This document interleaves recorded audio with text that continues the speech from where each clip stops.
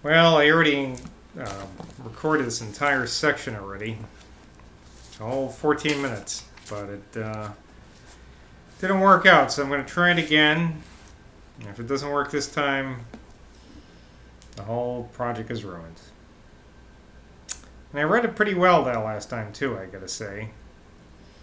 I don't think I'm going to have the same passion this time. I got that funny feeling. Anyway, here we go, reading the same crap I just read. John Crow would have derived the most convoluted vandal thrill, the wanton excitement of a run-down atheistical adventurer, in obliterating all traces of the great legend. Red would have gratified incredible levels of 8 by so doing. Barter would have done it with the grim unction of a sullen executioner, especially if he could have slogged off afterwards with Tossie and the twins to Norfolk. Even Dave would have done it with a certain self-righteous doctrinate austerity. But Philip would have done it absolutely without a single arrest pensée. He would have done it by the pure necessity of his nature, as a dog twines himself round on a mat before lying down, or a cat scratches the dust over its excrement. He would have wiped the place clean, both of its undernourished rebellious populace and of its morbid relics, and then set to work, as inevitably as a beaver returns to its job after a flood, to build up an industrial center out of the richest tin mine and out of the most scientific dye works anywhere on Earth. It was with his head full of these thoughts that sprouted from his hard skull like scaly lichen from a gatepost on Braden Heath, that Philip finally switched off the electric light in the playroom and went up, carrying his patent leather shoes in hand, to his stuffy bedroom, his cold hot water bottle, and the invisible wraith of his well-satisfied grandmother. All the enemies of the great legend happened, that night of December the 10th, to be going to sleep around the same time. Glastonbury, indeed, under its windy, moonless winter sky, was like many another town that night in the turbulent history of our Earth. It was subject to the psychic tearings down and buildings up of the most violently diverse energies. But all these legend destroyers were of the same sex. That was the interesting and significant thing to note. Not one single feminine wish, from Tossie in the hospital to Mother Legg and what she called her nursery, was lifted up from the bed of sleep in hostility to the immemorial tradition. But from the bed of Red, and the bed of Dave, and the bed of Paul Trent, and the bed of Mr. Barter, and the bed of Lawyer Beer, and the beds of Bank Cashier Stilly, Gardner Weatherwax, and Will Zoyland, and finally from the bed of Northlote Street of John Crow, there rose up, along with the destructive willpower of Philip, a cumulative malediction against the legend. There had been a time when Mary would have joined the gang of iconoclasts, she alone among all the feminine shapes in the town. But since her marriage, Mary had relapsed into a veritable undersea of infinite peace, so delicate in its muted dreaming that she would have had no more wish to break up any of its dream scenery, any of its DC arches, its deep-sea columns, its league of translucent emerald-colored floors, than she would have wished to break the heart of Euphemia Drew. I hope this is recording. The history of an ancient town is as much the history of its inhabitants' nightly pillows as of any practical activity that they perform by day. Floating on its softly upheaving sea surface of feminine breasts, the island city of mystery gathered itself together to resist the wedge of rational invasion. Backwards and forwards, from 5,000 years, the great psychic pendulum had swung between relief and the Glastonbury legend and disbelief.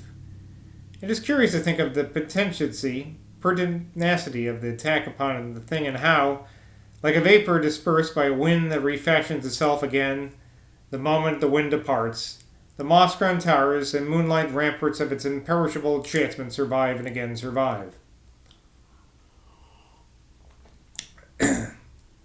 When the king murdered the last abbot of its place, he was only doing what Philip and Barter and Red and Dave and Paul Trent and John would have liked to do to the indestructible mystery today.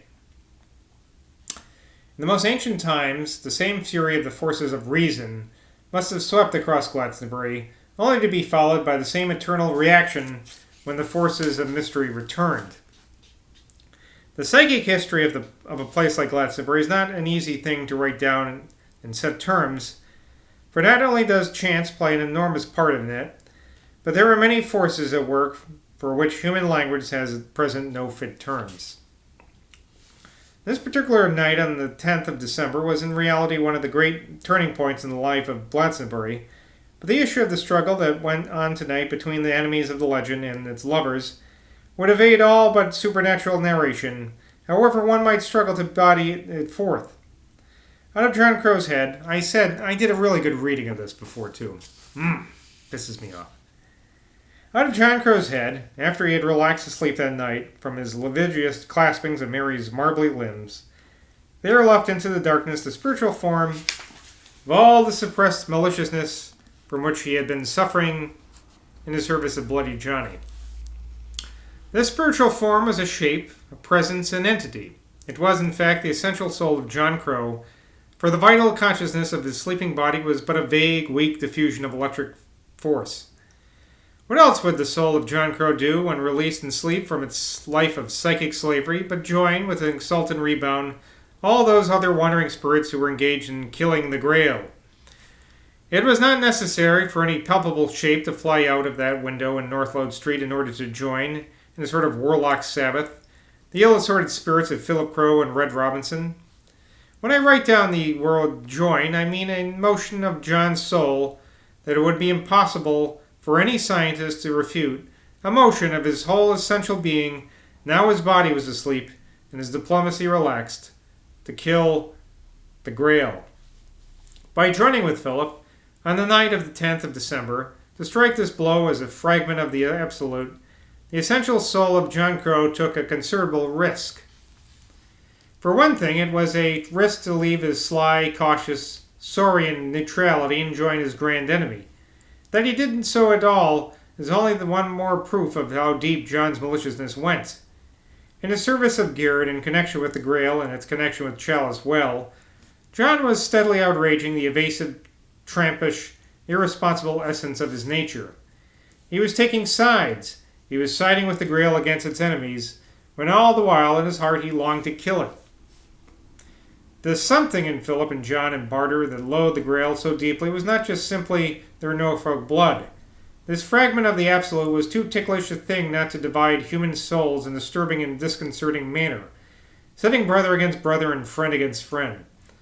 All the way down the centuries it had done this, breaking in an ordinary, normal human relations and exerting whenever it appeared a startling, shocking, troubling effect. It was really a monstrous thing now that John and Philip should dislike one another so heartily during the daylight hours, but at night rush off together to join in killing the Grail. The Grail could not actually be killed, for the thing is a morsel of the Absolute and a broken-off fragment of the first cause. It could not, of course, be killed literally, not in the sense of being annihilated. But it could be struck at an outrage in a way that was a real injury. Real enough, anyhow, to stir up a very ambiguous feeling in the tramped nerves of John Crow. In the composition of this broken-off piece of its own substance that the first cause had flung down upon the spot, there was also something of the thought-stuff of the same ultimate being in the personality of all its living creatures. Thus, in the psychic war that was going on above the 3 hills of Glastonbury, the Absolute was, in a manner of speaking, pitted against the Absolute. On this 10th of December, the wind blew directly from the west. Over Markmoor it blew, from the marshes of Highbridge, and beyond that, from the brackish mudflats of Burnham.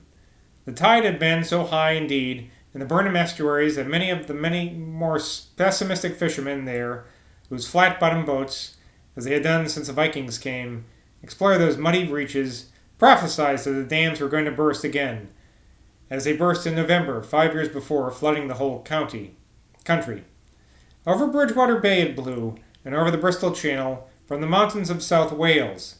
A scattered army of little ragged clouds followed each other eastward all that night, blotting out from the vision of nocturnal wanderers, or from such a kept vigil as lonely windows, first one constellation and then another. Thus the nature of the night of that 10th of December was peculiar and unusual, for no fixed star and no planet was free from sudden, quick, hurried and erratic obscurings by those rags and tatters of flying vapor. Endlessly they blew across the welkin, those tattered wisps of clouds, changing their shapes as they blew into fitful forms of men and beasts and birds, and tossing vessels and whirling hulks, and flying promontories, and obscuring first one great zodiacal sign of the heavens and then another. The wind that shepherded these wild flocks was full of the scent of channel seaweed and of channel mud, and as its voyage eastward its speed kept increasing, so that these cloud shapes, thus broken into smaller and smaller wefts, now began to fly like gigantic leaves across the Glastonbury hills. 2 human beings, 1 woman and 1 boy, found themselves too restless to sleep that night in the City of Sorceries. These were Nancy Stickles in her attic room on the High Street, and Elphin Cantle in his father's hostelry, the Old Tavern, which stood on the edge of the cattle market. Both these persons, this young married woman and this boy, left their beds between 1 and 2 that December night, and pulling chairs to their windows, looked out upon these flying clouds. Elphin's room, which was far away from both Persephone's and Dave's and the rambling, faded old public house, looked out from a sort of stucco tower, added to the main buildings in the reign of William IV. His window was a large one composed of many small panes, and when Elphin in the dead of night threw this open and sat leaning his elbows upon the windowsill, he could not only see a high garden wall covered with mossy coping stones, but he could see a bare larch tree swaying mournfully in the wind, and beyond this a little tributary of the Brew, irrigating a piece of municipal ground that had been parceled out into allotment gardens and crossed, although its waters were not deep, by several plank bridges. There was a clump of dead stone crop upon this mossy wall, and near the stone crop a single faded wallflower, which bowed and swayed in the wind, and seemed to emit as it swayed, at least so Elphin Cantle fancied, a faint dirge-like sighing. The boy spread his arms upon his window-sill, and stared at the pallid waters of the Brew and tributary, and at the tossing larch trees' tops, and at the sighing flower-stalks on the wall. His window was unusually large, as often happens with that particular sort of stucco tower, so that there was a dizzy sensation as well as a very chilly one as he looked out upon the night. But Elphin was much more in the night, much more mingled with its vague sense and its morbidly distinct sounds than he would have been in any other room in Glastonbury. His mother had decided to let him sleep in the tower room till a guest asked for it.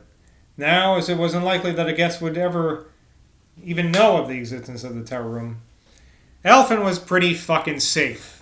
So that's the second fucking time I read that section.